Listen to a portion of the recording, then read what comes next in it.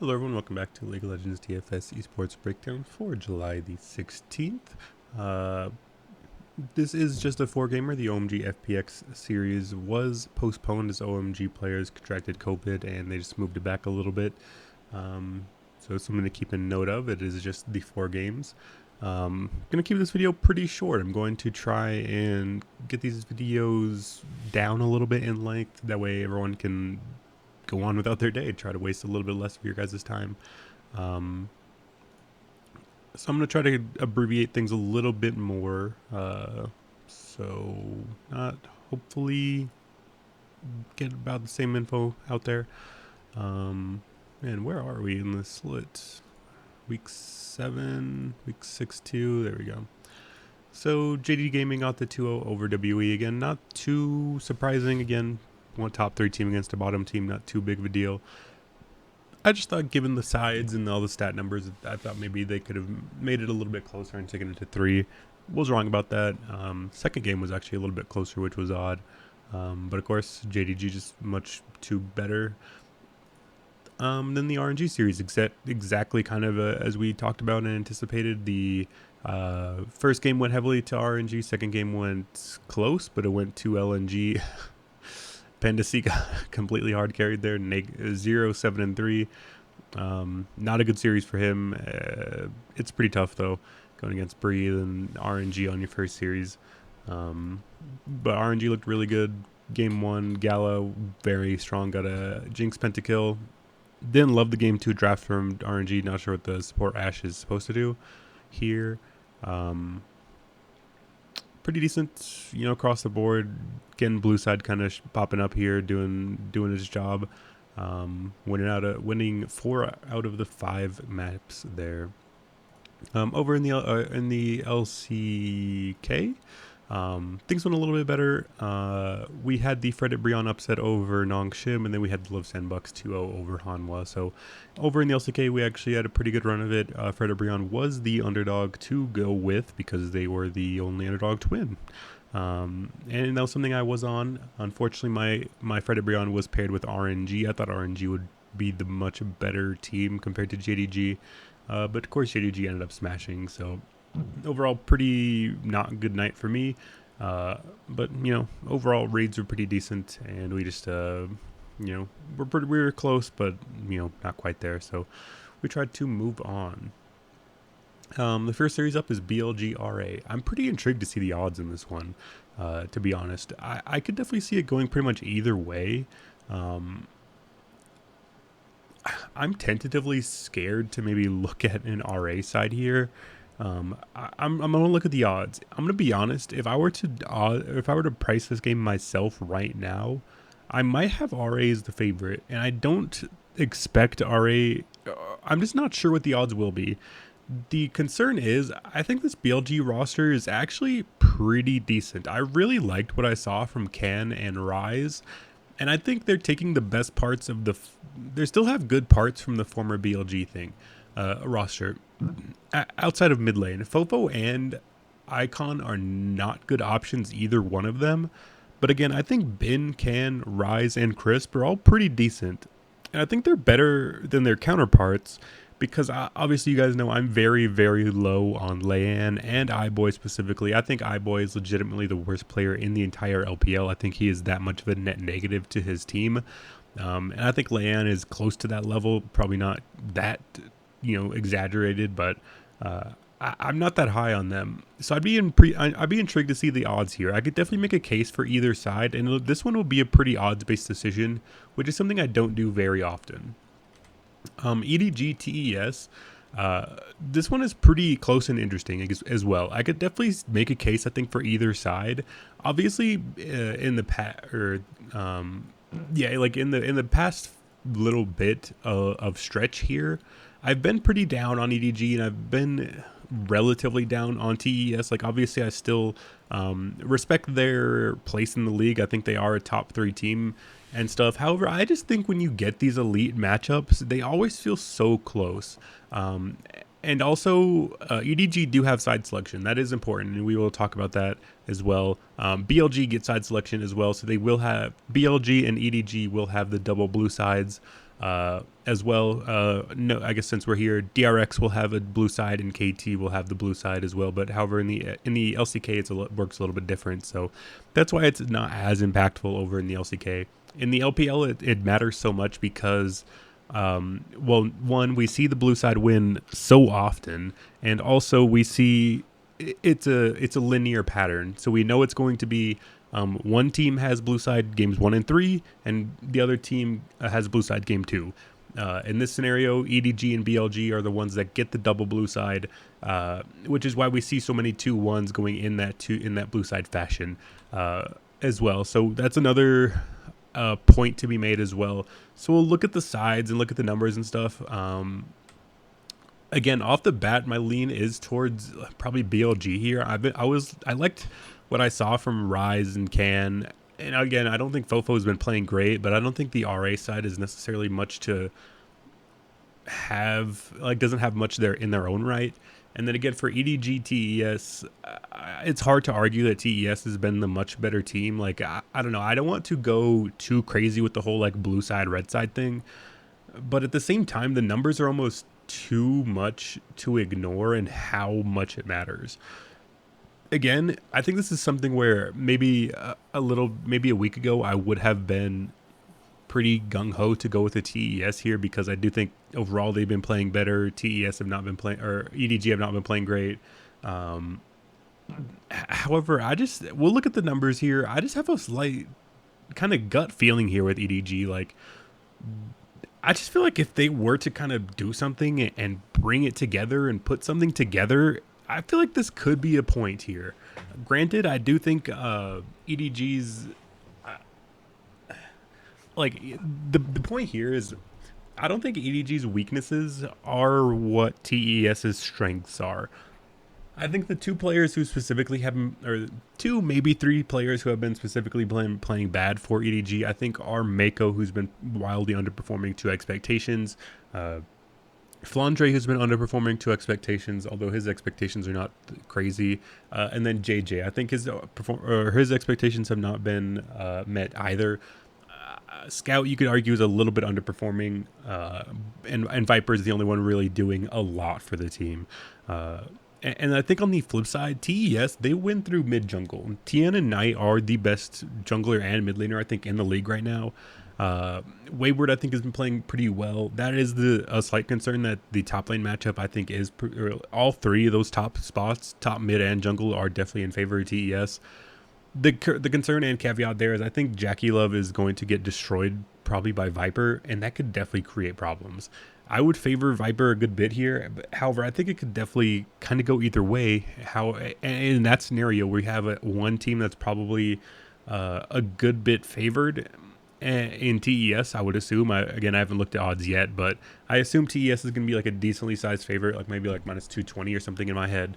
And I just think this could be a pretty close matchup, and I think maybe EDG could steal it in 3, again, because something like the blue side advantage being that impactful. So if we go look here at the odds again, BLG are the minus 180 favorite. That is a little surprising. I mean, it kind of does make sense. It just kind of it kind of goes either way. This is a pretty low end matchup. I do think it is 2 bottom 5 teams. We'll look at the stats in a second here, because again, blue side, BLG have it. It goes either way. It's going to be intriguing. Top Esports EDG again.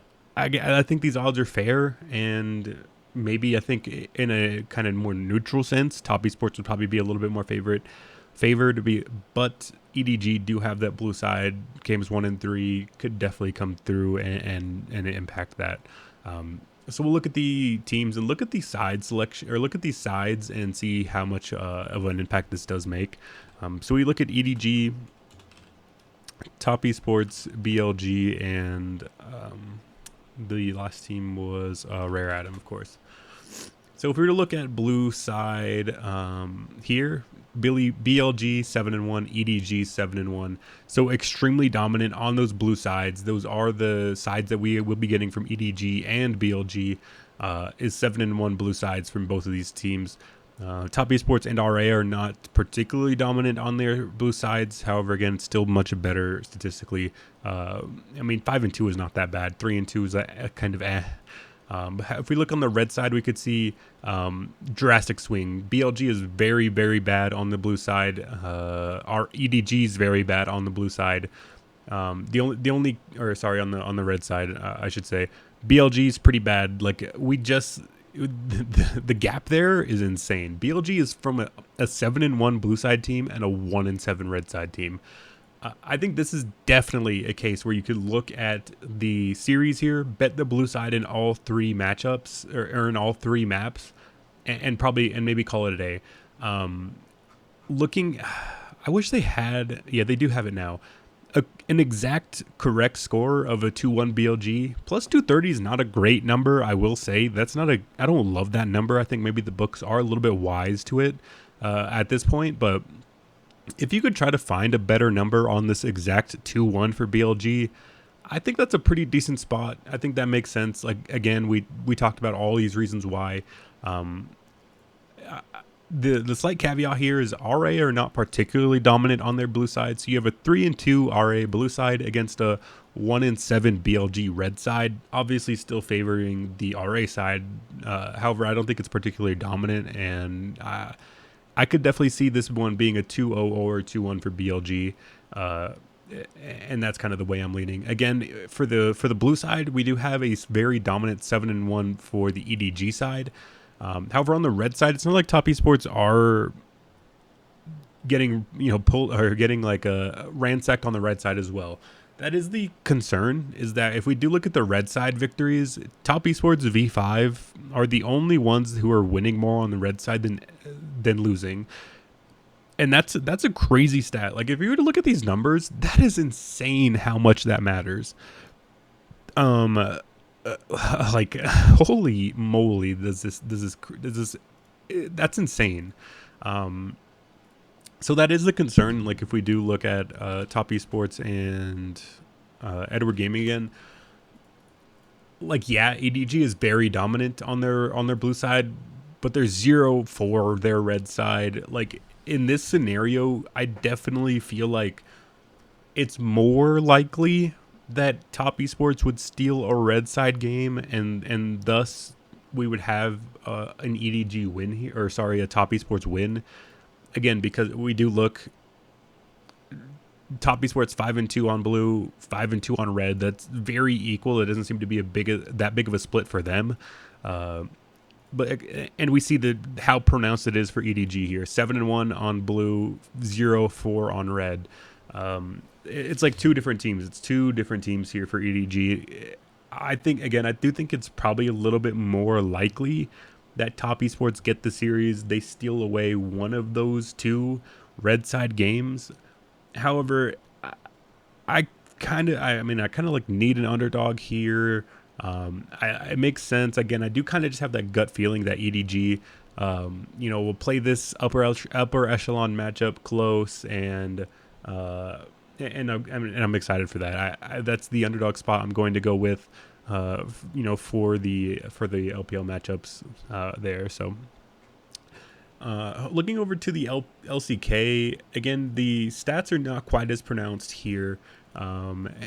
And again, I didn't crunch the numbers like I typically do. Again, a little bit short on time, so I'm gonna go, try to speed run it a little bit. But overall action, LPL teams, I guess we kind of looked over that aspect, but BLG, RA, and EDG. So overall, action definitely looks a little bit more in favor towards the BLG RA series. If we were to look at losses, who's giving up the most in losses? RA are by a good bit. So I definitely do like looking to the BLG RA series. I do like getting a good bit of BLG here. They are very, very expensive, and that's why I do think you probably have to go to getting you have to get an underdog to pair with them, and that's why I think EDG makes a lot of sense.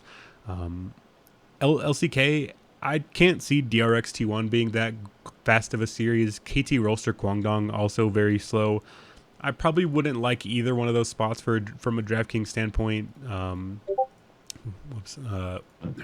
I guess we could pull that up. Either way, I don't know. You know, I'm running a little bit low on time here, so I will be kind of speed running the LCK. But bullet points, I don't see much from a DK standpoint. I looked at, kind of looked at the numbers quickly. I didn't see much. The average game time was just too high. The teams just play too slow. I think T1 probably beat DRX, although I think that series is really a lot closer than the odds look. It's just odd because DRX, they beat Damwon and they lost to KT. So it's like they're just kind of all over the place. The LCK is very, very random. And, I just think it's close. I just think DRX could upset T1. However, I don't want to put my stamp of approval on that, quite yet. Maybe I will go ahead and say DRX maybe take it in 3. I think that is a legitimate potential. However, I'm not going to hang my hat there. My official pick will be DRX 2-1 over T1. Pretty big underdog pick there. I know that's kind of maybe a weird thing to, kind of slide in, but I don't want to have money on either side. I don't want to have DK lineups with that in at all. Like I'm avoiding it altogether, but my pick will be DRX over T1. And then KT KDF, I have no clue. This is tough. My pick will be KT. I feel like they've been playing a little bit better lately. However, I mean KDF just beat them, so I don't know. It's kind of all across the board. My pick will be KT. I just feel like since they swapped the mid laner and they got Vikla in, I feel like they've been looking a little bit better. However, I don't want any part of that. I don't want team slot even. I don't know if I'll be touching the LCK team slot one-offs even, because I do not feel good about either one of them at all. Maybe if salary is really strict and you want to get to a KT team slot one-off, that could get you pretty unique pretty quick. People only really play the LCK team slot one-offs if they are big favorites. So maybe that's the way it goes, but that's kind of at most is what I'd be looking at. So we'll quickly go ahead and look at the players, although it won't be that helpful because it's, BLG's a slightly new roster. So we'll go ahead and look either way. Overall groupings pretty decent from BLG. However, like Rise is pretty low, Bin is low, although I think Rise's numbers would be better. Crisp is doing decent, Fofo. I think Rise's numbers are better, so I definitely like those bottom 4 players from BLG. I definitely would target Flandre for the top side as well. Obviously, Viper. I think building a BLG lineup with Viper, with Viper and Flandre makes a lot of sense. There's a few ways you could go. I'm probably just going to make 2 or 3 lineups. I'm going to stack up BLG and EDG just in different ways and probably call it a day. I might throw one lineup in with a DRX stack, actually. That might be my third lineup. Off the top of my head right now, I'm thinking BLG primary stack with an EDG secondary stack, and then EDG primary with a BLG secondary. And then my third lineup will be some mix of DRX and maybe BLG. That's probably going to be how I allocate my lineups tonight. So pretty quick one. Hopefully you guys enjoyed the a little bit briefer video. Hopefully I still got as much info as you guys needed out today, but that'll be it for me tonight. I'll be seeing you guys again tomorrow, hopefully at a little bit of a better time. So thank you guys for tuning in.